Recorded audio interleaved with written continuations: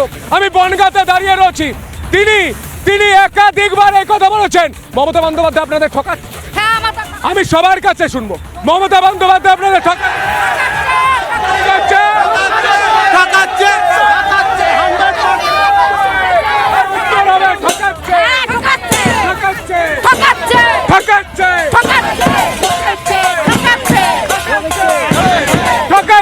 বলে বলে তাল দিয়ে দিয়ে উত্তর দিচ্ছে। আমি শোনাবো, মমতা বন্দ্যোপাধ্যায় একদিন দুদিন নয়, একাধিকবার বলেছেন ছি ছি, মানছি না, মানবো না।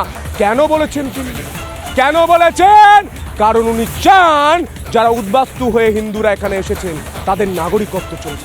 এটাই বলছেন বঙ্গবাসী, এটাই বলছেন বনগাঁর মানুষ, এটাই বলছেন এই মতুয়ারা। মমতা বন্দ্যোপাধ্যায়ের মিথ্যাচারটা শোনায়। ভয় পাবেন না, আমি পরিষ্কার বলতে এসছি, আপনাদের কাউকে, যারা আপনারা এখানকার জেনুইন ভোটার, আগে ভোট দিয়েছেন 2024-এও, নরেন্দ্র মোদী প্রধানমন্ত্রী হিসেবে ইলেক্টেড হয়েছে কোন লিস্টে? তুমি এতদিন এসআইআর করার টাইম পেলে না, কেন করে চিৎকার করছো? এতদিন কি করছিলে?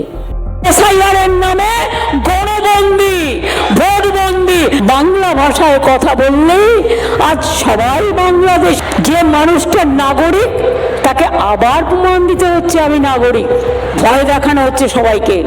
ভয় পাবেন না, কাউকে ডিটেনশন ক্যাম্পে যেতে হবে না, আর কাউকে পুশব্যাক করা হবে না। সবাই বাংলায় থাকবেন। আর জবাব চাই, সোজাসুজি প্রশ্ন করে, প্রশ্ন বান ছুড়ে, যে মতুয়াদের এত বড় শত্রু কেন মমতা বন্দ্যোপাধ্যায়? মতুয়ারা নাগরিকত্ব পেলে মমতা বন্দ্যোপাধ্যায়ের এত অসুবিধা কোথায়?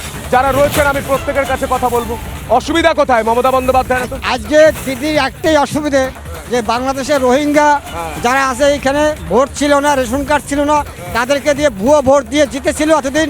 এখন দেখেছে মোদী সরকার ক্ষমতা আসলে আমার সমস্ত ব্যর্থ হয়ে যাবে, যার কারণে লোক একে অপরের ঘর দুয়ার ফেলে দিয়ে পালাচ্ছে আর মিথ্যে প্রচার করছে যে সিএ এনআরসি করলে দেশ ছেড়ে চলে যেতে হবে।